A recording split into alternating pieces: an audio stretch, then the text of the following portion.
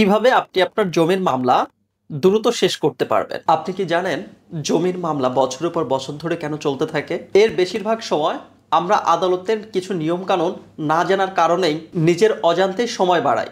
আজকের ভিডিও মূলত এই বিষয়েই, কোন কোন জিনিসগুলো জানা থাকলে আপনার জমির মামলা দ্রুত শেষ হবে। নাম্বার 1, সমন বা সামন্স, সার্ভে গরমিল। প্রথম ধাপেই গ্যাপ।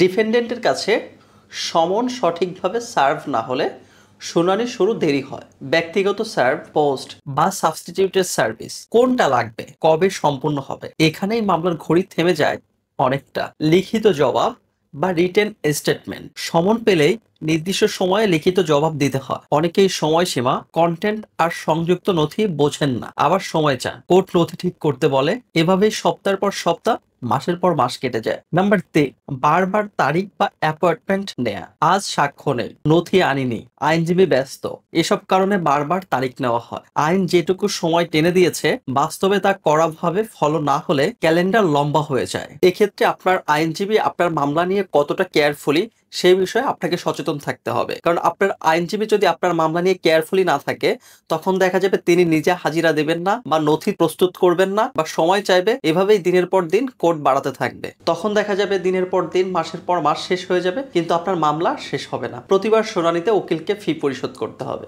নাম্বার 4, লোকাল ইনভেস্টিগেশন বা কমিশন অথবা ল্যান্ড মেজারমেন্ট। সীমানা, দাগ, খতিয়ান মিলিয়ে দেখতে কোর্ট কমিশনার অথবা আমিন নিয়োগ করে। এক্ষেত্রে রিপোর্ট জমা দিতে দেরি করে। এসব মিলিয়ে মাসের পর মাস কেটে যায়। আগে থেকে যদি আপনার খসড়া বা রোড ম্যাপ তৈরি করা থাকে, তাহলে দেখা যায় কাজগুলো অনেকটাই এগিয়ে যায়। নাম্বার 5, ইনজেকশন বা স্টে অর্ডার, অস্থায়ী নিষেধাজ্ঞা। অর্ডার 39, উচ্চ আদালতের রিভিশন যদি স্টে হয়ে থাকে, তাহলে নিচের কোর্টের কাজ থেমে যায়। ডিসপিউটেড জিনিসটা স্টেট কাতে রেখে মামলা দেয়াল পেরোতে পারে না। তারপর নাম্বার 6, ভুল ফোরাম বা পার্টি বাদ পড়া ভুল। কোর্টে মামলা বা প্রয়োজনীয় পক্ষ বা কোনো ক্ষেত্রে যদি মামলা ফেরত দেয়, সেক্ষেত্রে কোর্টে আবার মামলা দাখিল করতে হয়। এক্ষেত্রে কেস রিসেট মানেই বাড়তি সময়। নাম্বার 7, এক্সিকিউশন ধাপেও দেরি। রায় পেলেও দখল অথবা ডিগ্রি বাস্তবায়নে নতুন স্টে, নতুন করে থেমে থাকে। নোটিশ, পরিমাপ, ইনভেস্টরি, এসব নিয়ে আবার সময় যায় বছরের পর বছর। তারপর সর্বশেষ যে বিষয়টি,